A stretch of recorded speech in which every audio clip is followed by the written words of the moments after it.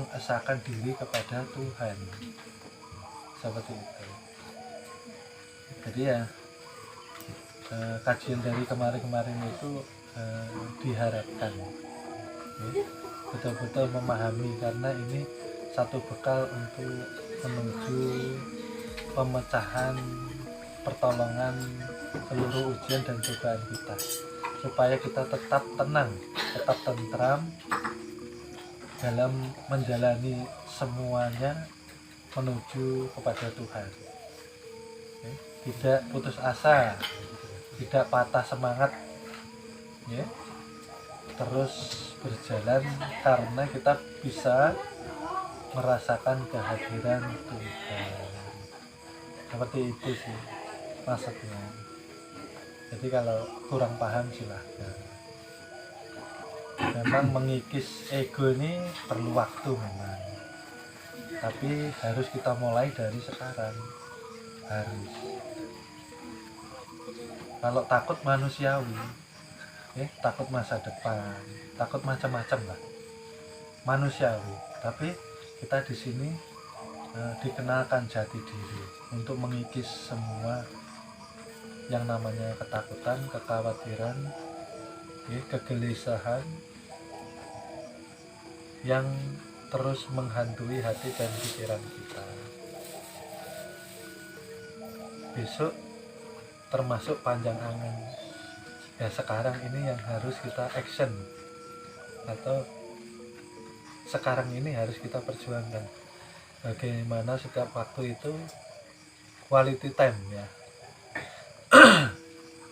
Waktu yang berkualitas ialah ketika kita terus mesra dengan Tuhan, seperti itu. Karena ketika kita terus bersama Tuhan, disitulah bekal kita berpulang dengan husnul khotimah.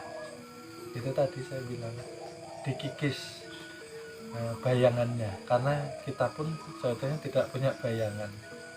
Untuk kembali menuju Tuhan melalui belajar. Maka belajar kan fardu ain, tapi kenyataannya akhir zaman ini mengkaji diabaikan. Nah, dikatakan hadir di majelis kan di awal tadi, ini kesunangan Rasul. Rasul tuh paling senang, Rasul paling cinta melihat hamba-hambanya mendatangi majelis-majelisnya yang menyatakan ini loh hakikat Tuhan, ini loh hakikat kerasulan. Ini yang dikatakan engkau nanti diakui menjadi umat yang sebenar-benarnya, umatnya junjungan Nabi besar. Bagaimana kita diakui, sedang nanti kita di alam barzah. Di alam barzah saja, nggak usah jauh-jauh. Kita tidak bisa menyala, tidak bisa selamat karena gelap.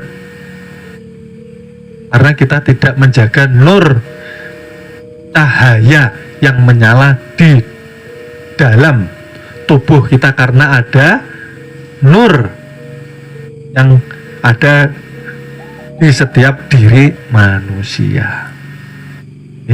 Oleh sebab itu ini fardu ain loh. Kemarin sudah dikatakan, sebelum fardu ain ibadah sholat, yang di fardu ain kan apa? Mengesahkan Tuhan dulu. Diri kita ini loh, esahkan, supaya engkau mengerjakan ibadah itu tidak sia-sia. Banyak orang berkata, asal kita sholat saja, urusan diterima atau tidak itu urusan Tuhan. Betul, tapi ada tapinya, ada ilmunya. Bagaimana ibadah kita diterima sedang kita tidak mengkaji diri? Kebanyakan syirik. Berdiri mereka masih menyatakan bahwa mereka yang melakukan ibadah. Ini yang berbahaya. Nyatanya wujud artinya ada, adam artinya mustahil, ya. Artinya yang mustahil itu kita inilah, kita ini tidak ada. Bagaimana kita bisa mengerjakan ibadah? Ini kan dipertanyakan nanti. Oleh sebab itu, siapa yang merasa ada pasti akan dihisab. Ya, merasa ada, sholatnya merasa bagus, mengharapkan fadilahnya, mengharapkan pahala, mengharapkan surga, maka dihisab sama Tuhan. Ya, masih besar pahalamu kah? Masih besar karunia nikmatku yang aku berikan kepadamu. Ya, disinilah kita harus berhati-hati.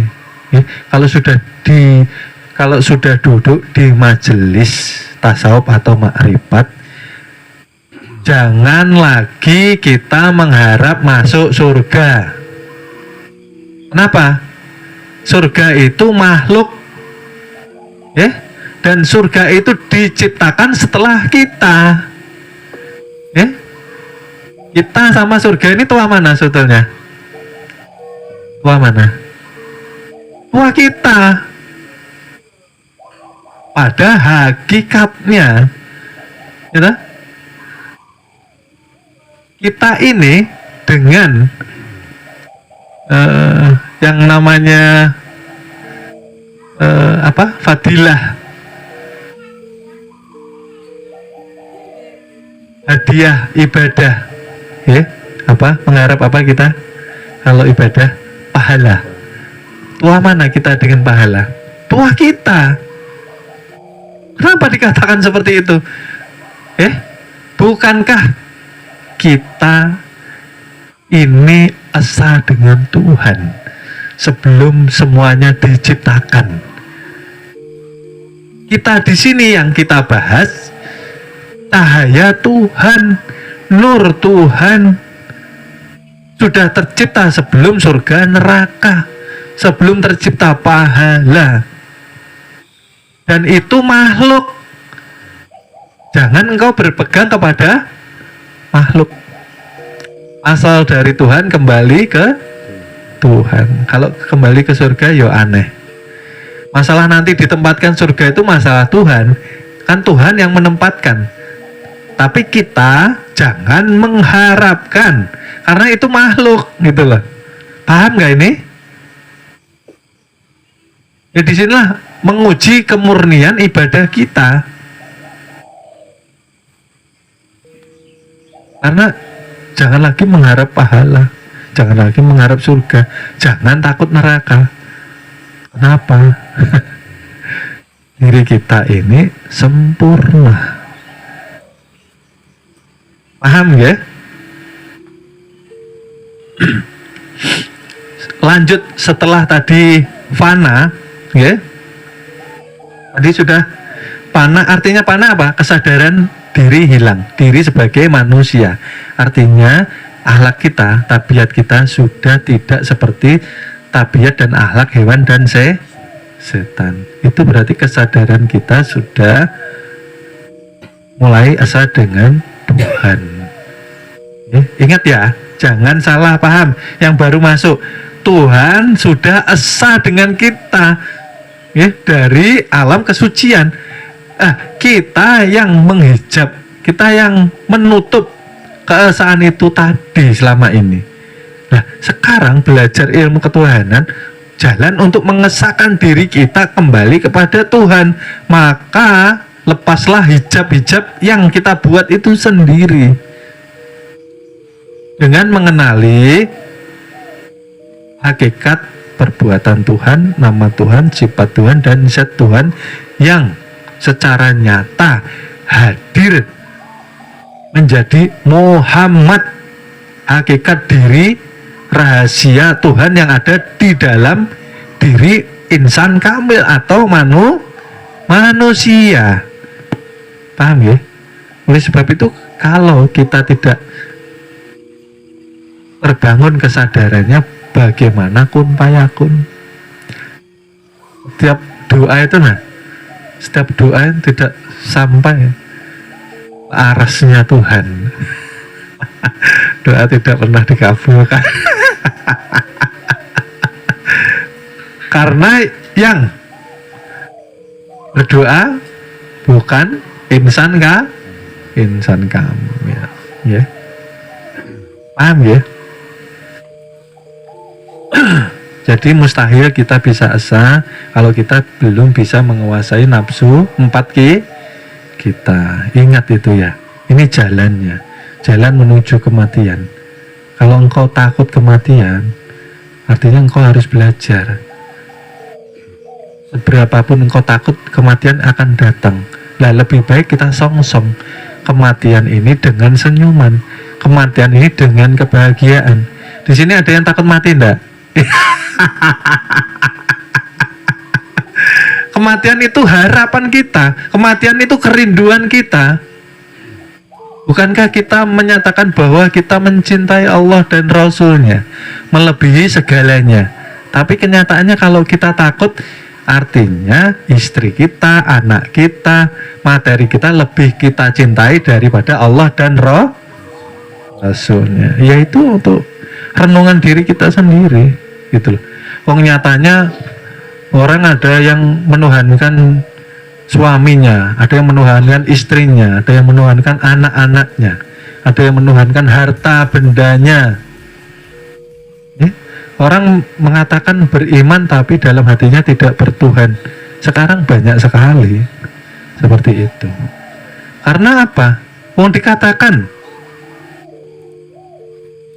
ketika engkau dititipi kekayaan, sebenarnya bukan engkau yang kaya. Bagaimana engkau menyatakan engkau kaya? Sedang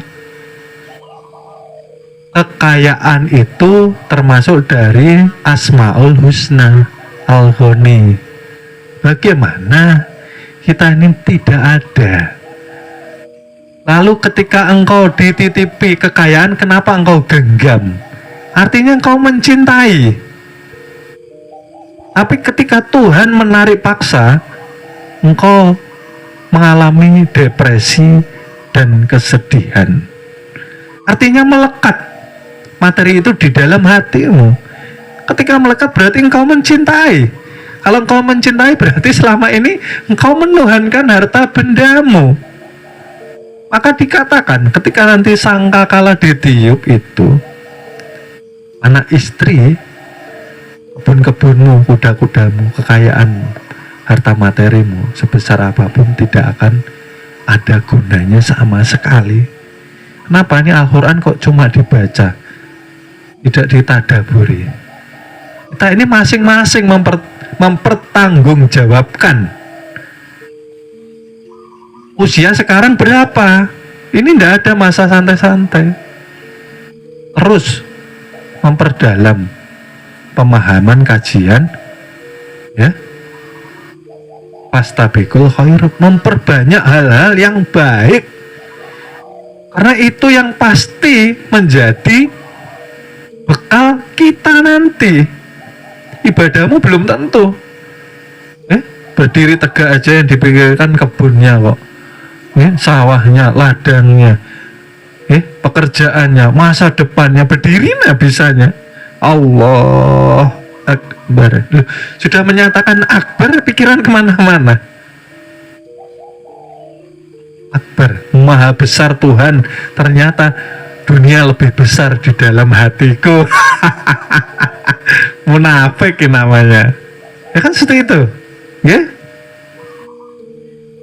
Lalu selanjutnya, pandangan orang-orang yang sudah rasanya, zauknya karam di dalam lautan keesaan Tuhan ialah yang selanjutnya tadi, ya.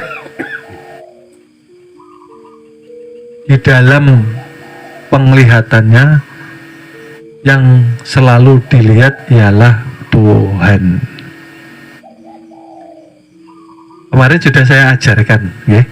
Ketika engkau melihat baju, tolong jangan hanya engkau lihat fisik bajunya, tapi engkau harus melihat hakikat keberadaan baju itu ternyata kapasnya.